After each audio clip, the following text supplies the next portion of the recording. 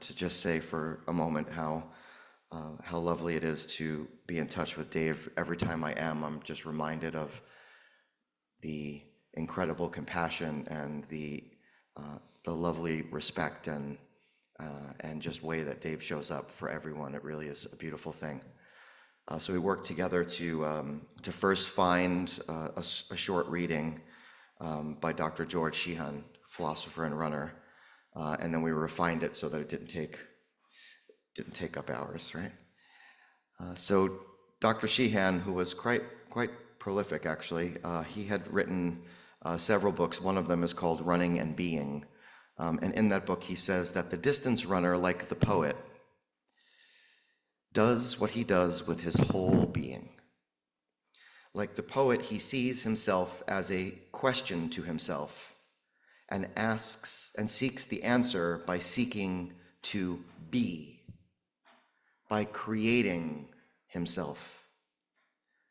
And again, like the poet, he suggests that each one of us has this revelation, this truth, and that we must find it through our bodies, through experience, and always present. Wonderful.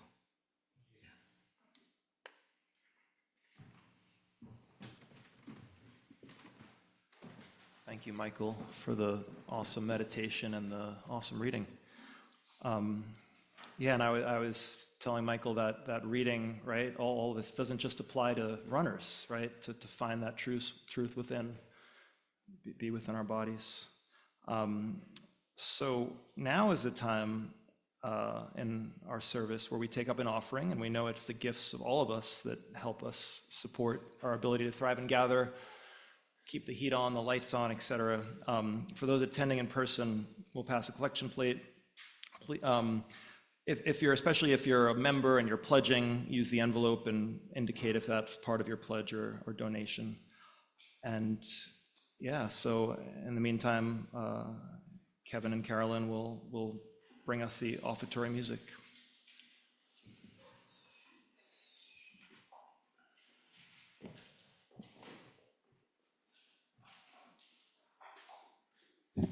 We're going to do something a little different this morning for our anthem. Please take out your gray hymnal and turn to number 156. Number 156, Oh Freedom. Now, most of you have been to the mall and seen the store Build-A-Bear, where you select all of the pieces and the stuffing, and you'll put it in the machine, crank it, and build your own bear. We're going to build our own hymn today. So look at 156. We'll sing the first verse as is. Then we're going to go on the second verse. It says, no more moaning. I'm going to ask for ideas from the congregation. 2 syllables particularly. What things do you not want in your life anymore? Have I got any 2-syllable ideas of things you don't want? Shout them out. Whining. No more whining. Very good. Another one? Eating? Eating. Okay. Hitting. No more hitting. Okay. One more. What? Sadness? Staten. You know, Carolyn said earlier, I need new hearing aids. I at least need to get them cleaned. Okay, now if you look at the third verse, you see that it turns more positive. They'll be singing. So what? 2-syllable words are things that you would like in your life. 2 syllables? Eating, okay. We like the eating. Another one? Loving. Oh, wonderful. And there was one other? Yeah, freedom's in the song. Dancing. Oh, laughing. Laughing is good. Okay, laughing. Okay, we have enough now. So, 156, sing the first verse, then I'll shout out the 2-syllable word that we'll put in instead of moaning. In the second verse, there'll be no more whining, no more hitting, no more sadness. And then we'll go to the third verse. There'll be eating, loving, laughing. Okay. I think it was hating, but maybe it's not important. Not hitting, hating. Hating? Hating. Hating. Not hating. I guess it includes it. Yeah. Okay. Hating, yeah. Wow, I really do need to get my hearing aids cleaned. Let's go, Carol.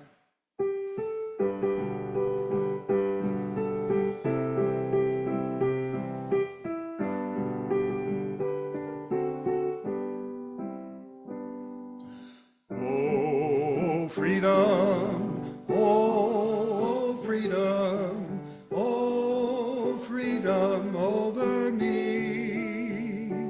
And before I'll be a slave, I'll be buried in my grave and go home to my God and be free. Whining. No more whining, no more whining, no more whining over me. And before I'd be a slave, I'd be buried in my grave and go home to my God and be free. Hating. No more hating, no more hating, no more hating over me. And before I'd be a slave, I'd be buried in my grave and go home to my God and be free. Sadness. No more sadness, no more sadness, no more sadness over me. And before I'd be a slave, I'd be buried in my grave and go home to my God and be free. Now it's looking up, eating. There'll be eating, there'll be eating, there'll be eating over me. And before I'd be a slave, I'd be buried in my grave and go home to my God and be free. Loving. There'll be loving, there'll be loving, there'll be loving under me. And before I'd be a slave, I'd be buried in my grave and go home to my God and be free. Laughing. There'll be laughing, there'll be laughing, there'll be laughing over me. And before I'd be a slave, I'd be buried in my grave and go home to my God and be free. Now, this is also Carolyn's recruitment effort here. When she asks you to sing with the choir, she's going to say, "You've done an anthem with us before. You even wrote one." Okay, now we're going on to our middle hymn, which is number, where is it? 348. 348. God, guide my feet. Now this one you got to stand for. So please rise. Number 348, guide my feet.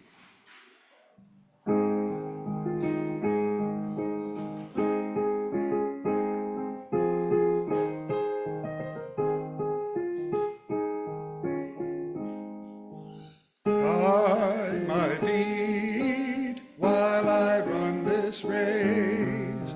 Guide my feet while I run this race. Guide my feet while I run this race. For I don't want to run this race in vain.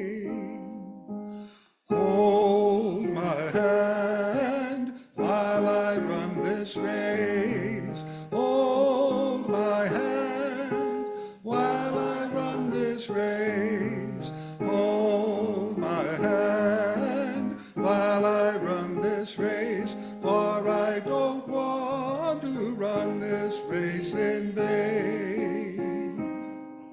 Stand by me while I run this race. Stand by me while I run this race. Stand by me while I run this race, for I don't want to run this race in vain. Search my heart while I run this race. Search my heart while I run this race. Search my heart while I run this race, for I don't want to run this race in vain. Race in vain.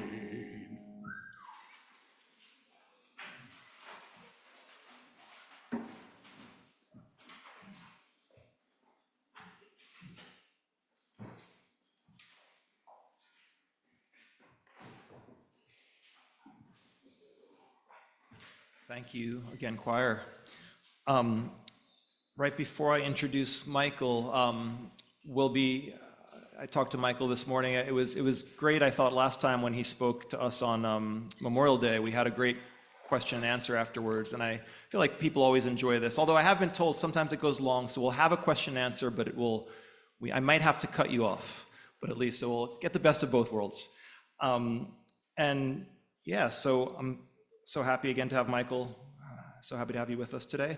Michael De Vito Jr. graduated from Staten Island St. Peter's High School before enlisting in the U.S. Marine Corps in '91, where he attained the rank of Staff Sergeant, then went on to obtain his BA in Asian Studies and a Master's of Ed.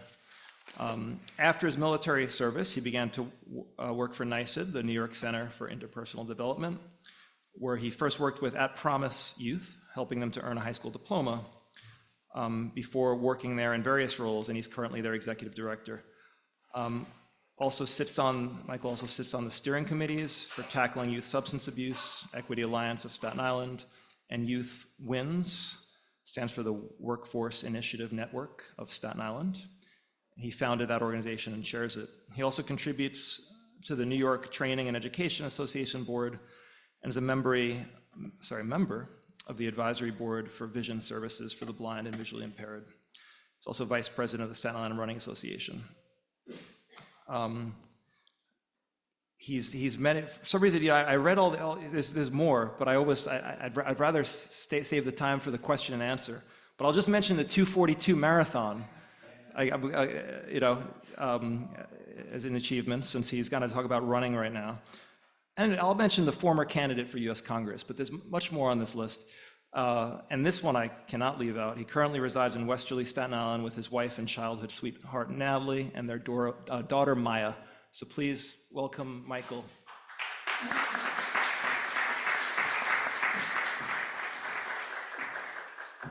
Hello, hello. It is wonderful to be back with you all. And I decided to go digital with my remarks here, and then as I was standing up here reading earlier, it was turned off. So thankfully it's here. So honored to be back. I was having a little bit of a panic attack that it wasn't going to come on, and I'd be like, okay, here we go. We're going to wing this. So for those of you that remember me from before, I'm going to initially start off with things that you may have already heard. I am a son, I am a brother, I am a father, I am a husband, I am a teacher, a community leader, an executive director, a mediator, a meditator, a writer, a poet, a Marine, and a long-distance runner. I am a pretty optimistic guy. I usually run towards the danger because I am a helper. I am a survivor of sexual abuse. I am dyslexic. I am hard of hearing, and I left my hearing aids at home, though I'm doing okay so far because the sound here is great. My greatest fear is rejection. I really want people to like me, especially you right there. I see you. I want you to like me. I so very much need that. And I am an accommodator in conflict because I cannot stand for other people to feel badly. So I will often give up my position because I got to get out of the conflict. Also, I often confuse feedback from others with them trying to judge me. And I am working on all of that because I am a human being, right? And so are you. And I'm not my ego, and neither are you. So let me start by saying that at the onset of this, I most certainly do not want anyone, not even those who went to the fun run yesterday, to think that I'm about to try to convince you to go out and run long distances. Most certainly not. Today, I promised to share how my running has allowed me to tap into the deeper values of acceptance and compassion. I have used my running as a vehicle for personal growth and have come to learn that when we push our limits physically, we not only strengthen our bodies, we also connect to the true self, which in my experience has been a gateway to understanding how to be inclusive and interconnected. It's so good to be here. And I would say that in our troubled world, and I don't know why, I thought I was going to get emotional a little bit later, and somehow this just caught me. In our troubled world today, hopefully we can all agree that we need as many examples as possible as how to be inclusive and interconnected. To deliver on these promises, I'm going to share three instances that have shaped my life and my views. Each one has served as a sort of a mile marker, if we're going to keep this running motif going. Thanks for the song, by the way. A sort of a mile marker on my journey, or what I think that some would call like the proof that's in the pudding, right? I'm getting a little feedback here. Sorry about that. Yeah. So for the better part of a decade, I was not able to cope with the trauma of my abuse.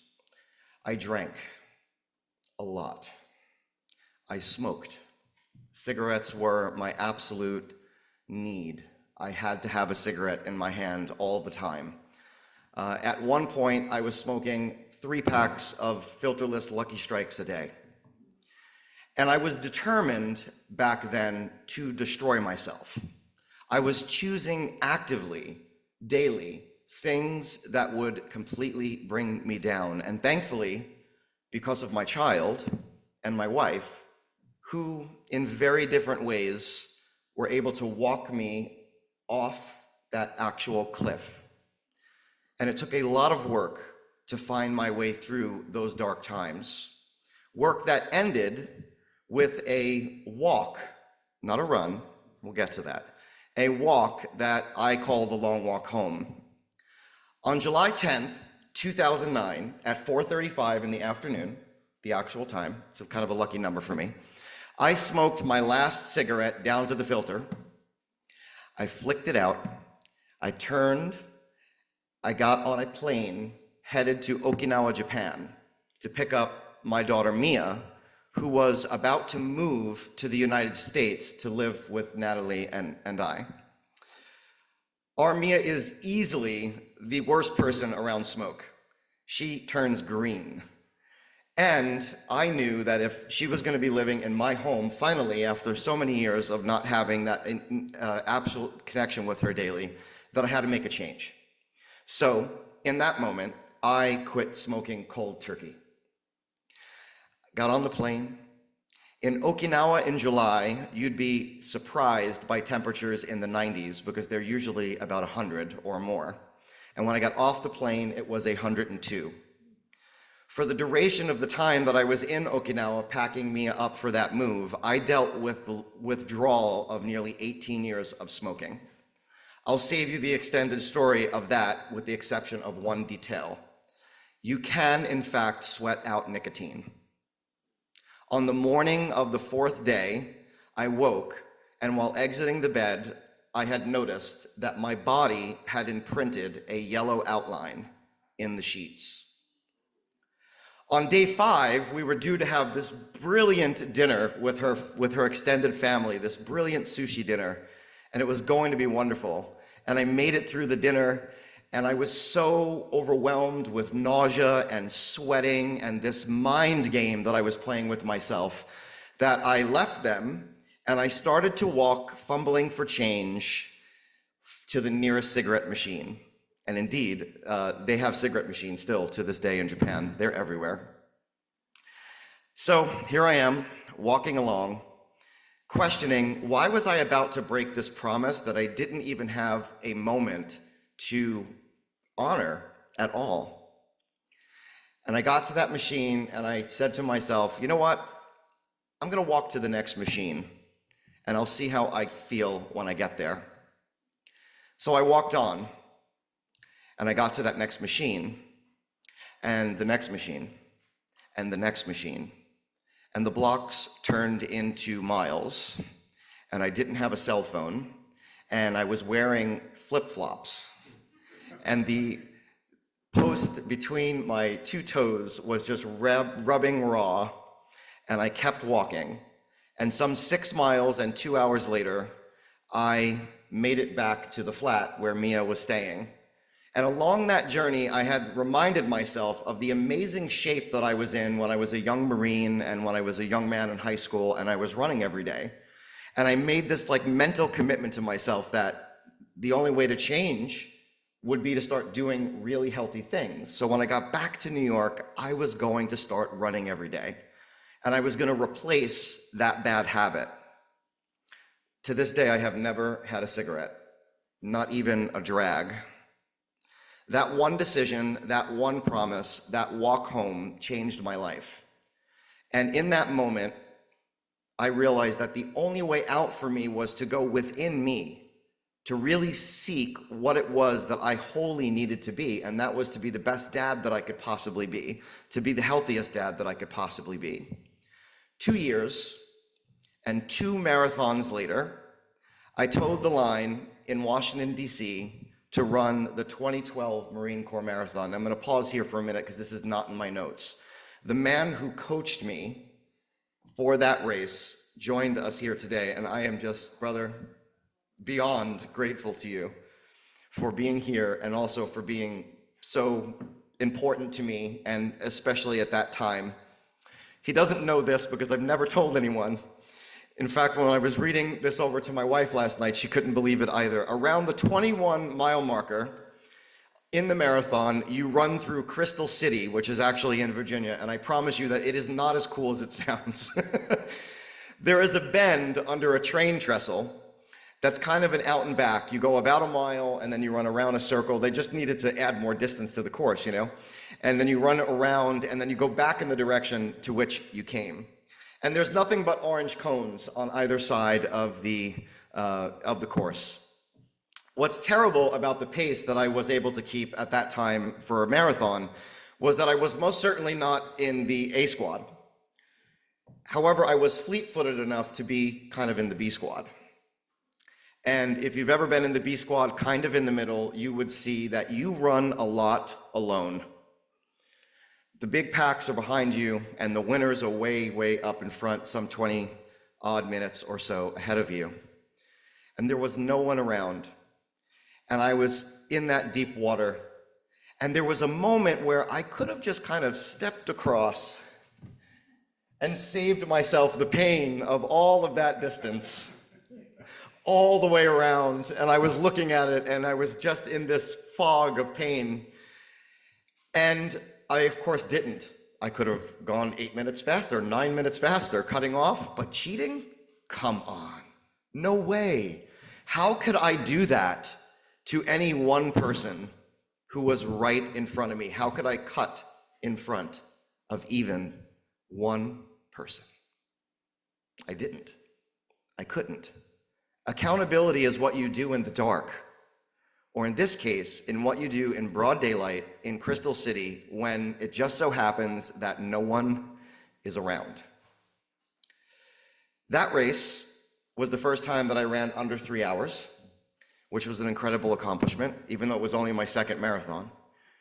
It was hard, but it was not as hard as the walk from cigarette machine to cigarette machine. And I reached that goal, and I qualified for the 2013 Boston Marathon. When the bombs went off in Boston, I was already back in my hotel room, taking an ice bath. Seated next to me was my wife, Natalie, who was consoling me because I had gone from running the race of my life to having to walk the last 2 miles, and not even a few weeks later, needing a surgery repair for 4 hernias. At some point on something called Heartbreak Hill, my body just gave out. The wheels came off, as we say, and the plan failed so absolutely that I was so terribly, terribly embarrassed. I had been interviewed on the news for having run so fast. Articles had been written about me. My family and all the running community had signs, and everybody was just so proud of me, and here I was at mile 23 walking. When we started to receive calls from concerned relatives and friends and my coaches, we had initially had no idea that the attack had even happened. In fact, everyone was asking how we were, and everybody was expressing the disappointment of me not having succeeded in my goal. An aunt of mine would later say that you might not have run as fast as you wanted to, but you had run fast enough.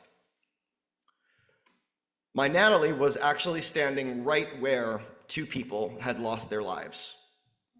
So if my body had broken down sooner, it would have taken me longer to get to that finish line.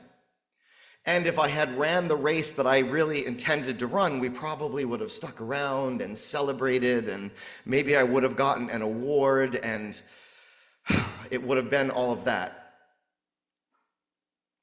It is hard to describe the mourning that I had felt for many months for the people who lost their lives, for those that were maimed, and when I think about it now, it brings me right back. It makes me realize just how connected I am to each and every one of those individuals who think that it's really cool to wake up like on a Sunday morning and run 20 miles to express their existence. Exactly 1 year later, I towed the line again in Boston, along with 50,000 other runners, to honor those who died and to show the world just how spectacular our sport is and how it truly does bring people together. Runners say that there is a fine line between being in peak condition and being hurt. I reached my goal that day. I hit the mark. I was so very proud. And when I crossed the finish line, something inside of me told me to turn around and to look back from where I had just come. And as I did, I saw these glorious faces. I saw all of these people who were me crossing the finish line, finding such happiness despite all of this pain that they had just put themselves through. It was an electricity that was flowing free, that was between all of us. A really quick sidebar here. If you don't know, the Boston Marathon is kind of like the World Series of marathons. And the Bostonians take the race so seriously. It's kind of like, it almost feels like somebody was selling tickets to the street, and like everybody is treated as a rock star, and everybody is just made to feel completely gorgeous. It really is an exceptional race. So since then, I have never finished a race without turning around immediately to look back, to see the path, to take it all in, to find myself in the faces of those that are crossing the finish line wherever that may be. When I am running, I am pressing into the spaces and places that are inside of me that I cannot tap into in any other way, in any other form of exercise. And please know that I try. I do yoga every morning. I meditate. I sink myself in ice cold water. I hike, right? I am often chasing nothing when I'm running. When I have a problem, I can run and return home with a solution, or at least a direction, without ever having even thought about the problem. When my body is in motion, I have realized that my mind is in the now. It's present, it's focused. In a way, you might say that when I'm in motion, my mind is at rest. It's at rest from the constant pains of the past, from the worry about the future. To note also, you might think that running is easy for me. While I have been kind of blessed with a natural ability, and that ability was nurtured from a very young age, it at times is really, really hard. To motivate myself to get up, to lace up those running shoes, to get out, at times that first mile is the absolute hardest. I will talk myself out of it almost daily. And then I work and I find the rhythm. And it is in that rhythm that I find my humility. It is in that rhythm that I understand my own fallibility, and that I'm not just measuring miles, rather I am developing and building my inner strength. That strength that allows me to go into my community and to do as much as I can possibly do for those that are around me. In running, I have learned patience. I have learned to come to grips with my limitations. I have understood that with effort, I can pretty much break through just about anything. And for me, that has always been recognizing that the only way out is to go within. It has translated into so many different things in ways that I have helped encourage others, to support them, to love them, to help them see what they are good at. And please, I must tell you, it is usually not running. It is usually not. Though I would say this, we were born to run. That is not a cliche. And no matter the pace or how high you can lift your knees, it is innate in us. And when we do the things that are innate, we are able to connect with the infinite. I have never been more aware of my consciousness than when I am in motion. I'd like to say just a few brief words about community. Just as much as I have looked back after every race, I have taken in countless starts. And in all of those starting lines, I have enjoyed the beautiful mosaic that is our humanity. There is a community in running because there is a representation in running. Young and old, big and small, heavy and thin, all of the shades of skin, the interconnectedness is amazing. There is a beautiful rainbow of people casting light over us. Running teaches us about community. Each of those starts has brought me closer to my neighbors, to my fellow humans. Each start is an opportunity for me to get closer to the peace that I am hoping to seek and build in my community, to the liberty that I hope to seek and build in my community, to the equality that I try every day to strive for in my community, to the equity. Running shows us that interconnectedness, that we truly are interconnected, and how much we can achieve when we show up together. Long distance running, it has helped me understand the interdependent web of our existence.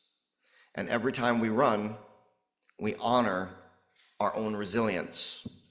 So I will leave you with this.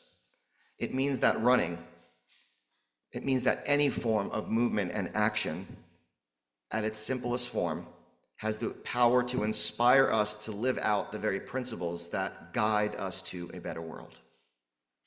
Thank you.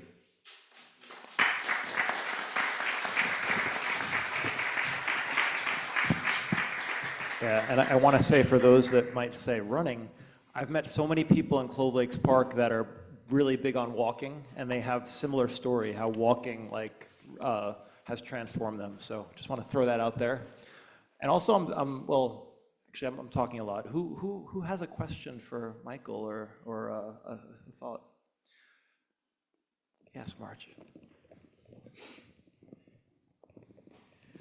Well, I used to run before my kids were born. And when you talk about crossing the finish line, I forget how long the race was, but there's this photo of me crossing the finish line and looking back up at my time with this agonized look on my face. And part of it was because pushing yourself is painful, but also my time was terrible. I was doing so much better times in Silver Lake. What happened? But then within a few days, I realized it was because I was pregnant. So that terrible sorrow and pain turned into a great joy. Absolutely. Beautiful. That's awesome. And if there's any There's people, a young person in the back there with their hand up.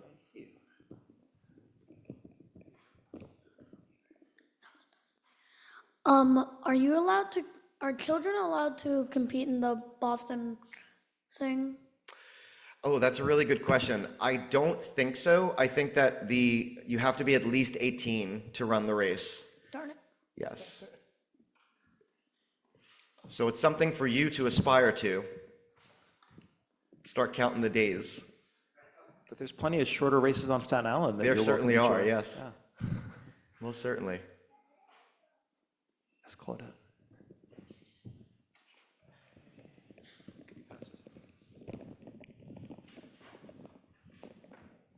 Hello, thank you so much for that. Yes, ma'am. Would you say that you replaced a bad addiction for a good one? Thank you for picking up on that, right? I could have launched into a lesson on how we as human beings, you know, the dopamine and the serotonin that would dump into my bloodstream when I had a cigarette is the same dopamine and serotonin that dump into my bloodstream when I go for a run, right? There's not different chemicals, yes? And that is the truth of habit loops, right? There is a cue, and then we do, and then there is a reward. So if you can change whatever the do is, and you can make that do a healthy do, then what you will find is that you will live a much better life, and you will find that that reward will be much sweeter and much more fulfilling. So yes, indeed. Anything in the chat? Or anybody else? You got a comment from Suzanne O'Callahan. That was wonderful, Michael. Thank you. Thank you, Suzanne. Appreciate you. Again, it was beautiful to be here with you all. Again, Dave, I can't even speak because every time I think about it, it brings tears to my eyes. And Brother Mario, I see you back there. Wonderful. David, thank you for this beautiful invitation. Thank you. Thank you so much, Michael. Thank you.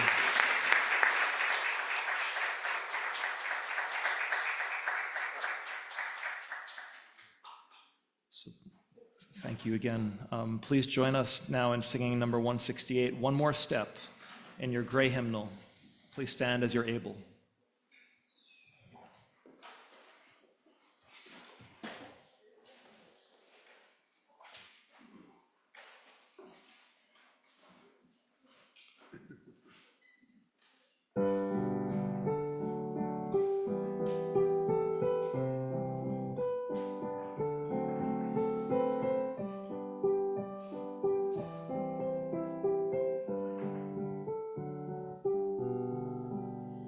One more step, we will take one more step, till there is peace for us, and everyone will take one more step.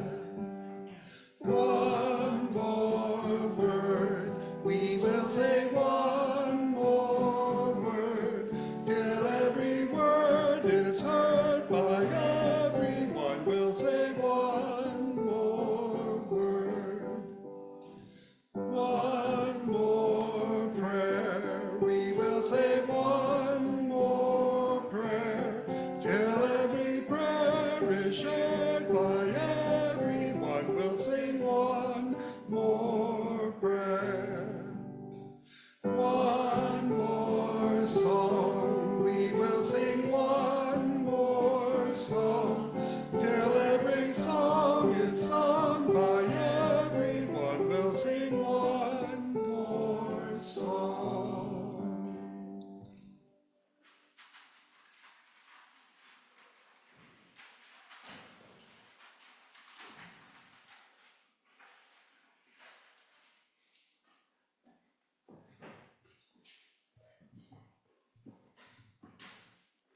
Thank you, choir. I invite you to join me in extinguishing our chalice. You can find the affirmation in the order of service. We extinguish this flame, but not the light of truth, the warmth of community, or the fire of commitment.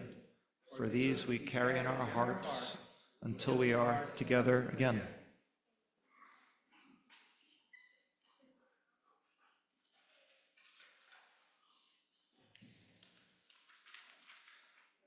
Our closing words are from the New Testament.